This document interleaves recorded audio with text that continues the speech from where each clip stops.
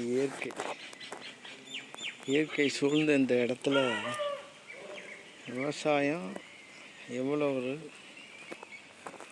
அழகிய தோற்றத்தை கொடுத்துருக்கு பாருங்கள். இந்த மாதிரி ஒரு இயற்கையாக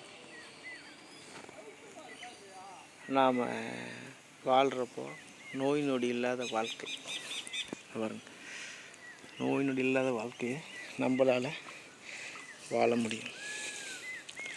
பெருநகரங்கள் ஏற்கனவே இந்த மாதிரி தான் ஒரு இயற்கை சார்ந்த இடத்துல இருந்திருக்கு. இந்த பெருநகரங்களோட வளர்ச்சி, இந்த மாதிரியான இயற்கை, இந்த மாதிரியான சுற்றுச்சூழல், இந்த மாதிரியான தூய காற்று, தூய தண்ணீர் இதையெல்லாம் அழிச்சிடுச்சு. ஆக நாம் இயற்கையை பாதுகாப்போம்.